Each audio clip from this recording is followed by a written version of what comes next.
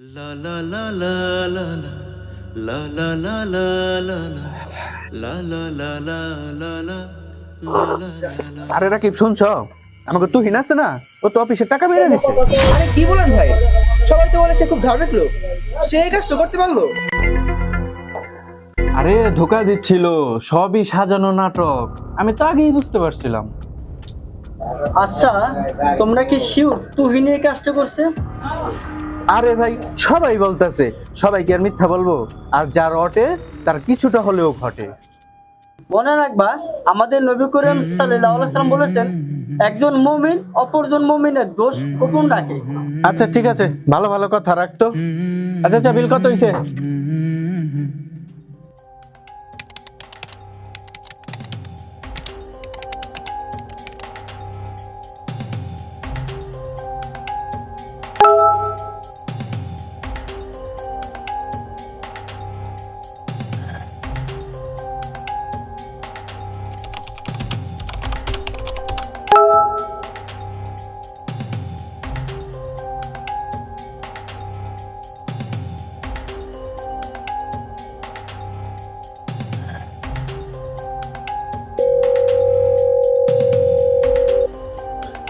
ভাই, একটা সমস্যা হয়ে গেছে।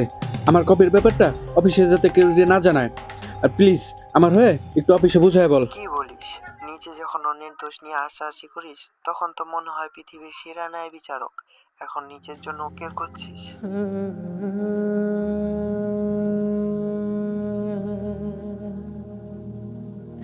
কি হয়েছে বাইজিৎ, এত জরুরি তলব? তোর চেহারা দেখে তো মনে হচ্ছে তুই খুব বিপদে আছোস। রাকিব, তুমি ঠিকই বলছো। আমি অন্যের দোষ খোঁজার জন্য বিচারপতি হয়ে গেছি, আর নিজের দোষ ঢাকার জন্য উকিল হয়ে যাচ্ছি। আলহামদুলিল্লাহ, তুমি তোমার ভুল বুঝতে পেরেছো। মনে রেখো, আল্লাহ তাআলা বলেন, তোমরা কেন এমন কথা বলো যা তোমরা করো না। স্যার, এটা আমার ভুল। আমি ভুল স্বীকার করছি আর নিজেকে সংশোধন করার চেষ্টা করব ইনশাআল্লাহ। বাজি সাহেব, সৎ সাহস দেখানোর জন্য আপনাকে ধন্যবাদ। আসলে আমরা সবাই ভুল করি, কিন্তু গুরুত্বপূর্ণ হলো ভুল থেকে শিক্ষা নেওয়া।